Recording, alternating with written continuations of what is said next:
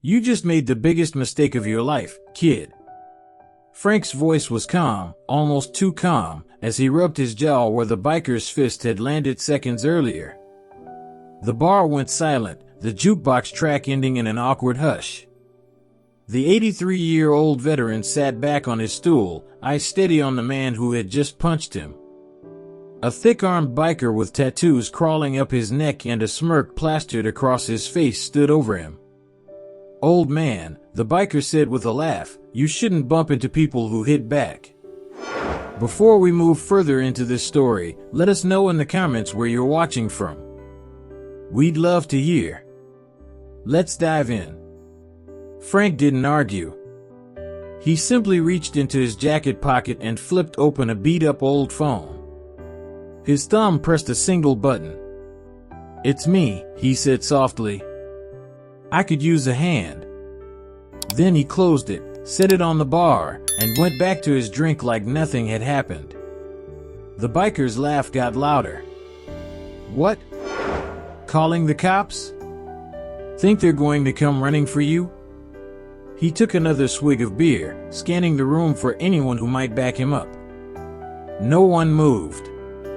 Even the bartender, a man who'd known Frank for decades, kept his distance, polishing a glass that was already spotless. Frank just shrugged, sipping from his glass of water. "Wasn't the cops I called." Minutes ticked by. At first, the biker stayed relaxed, leaning against the bar. But then came a low, distant rumble, a sound so deep you felt it in your chest before you heard it in your ears. The biker frowned. "What the hell is that?" The rumble grew into a roar. Glasses on the bar began to tremble. Then the light outside the dusty windows changed, washed in the glow of powerful headlights. A few patrons moved toward the windows, peeking through. "Oh my God," one of them whispered. Four camouflaged Humvees rolled into view, forming a wall across the front of the bar.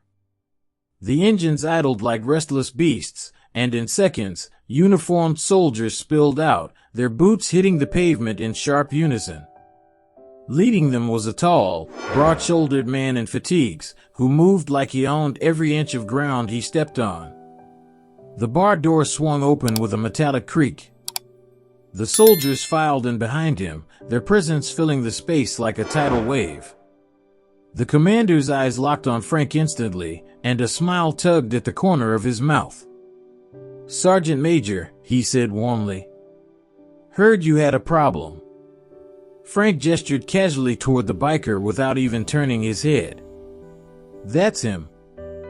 The commander's smile vanished as he took a slow, deliberate step toward the biker. "You hit this man?" The biker stood his ground, but his voice lacked the confidence it had moments ago. "He bumped into me." One of the soldiers stepped forward. "That man," he said, pointing to Frank, "is Sergeant Major Franklin Hayes. He's trained generations of soldiers, saved lives in 3 wars, and buried more friends than you'll ever have. The ground you're standing on, men like him earned it for you." The biker's smirk flickered.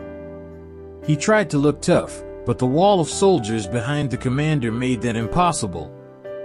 "Apologize," the commander said flatly. The biker glanced around the room, but no one offered him an escape. The patron's eyes were cold. The bartender's arms were crossed tight. I'm sorry," the biker muttered. Frank turned then, looking the man directly in the eyes.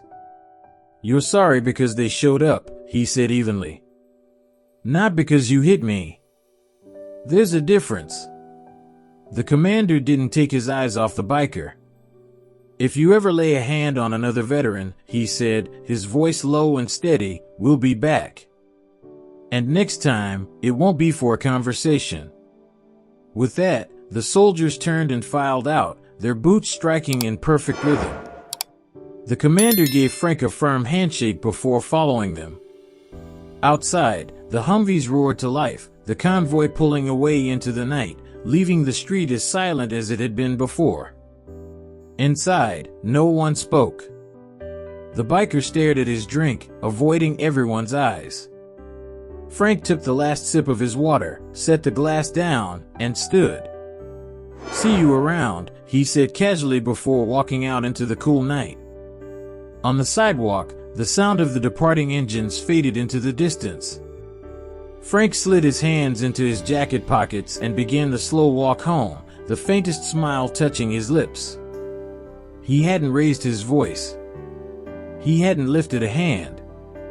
But the message had been delivered loud and clear. Respect isn't something you can fake, and it's not something you can take away. You never know who you're dealing with. Some people carry more than memories. They carry a whole army behind them.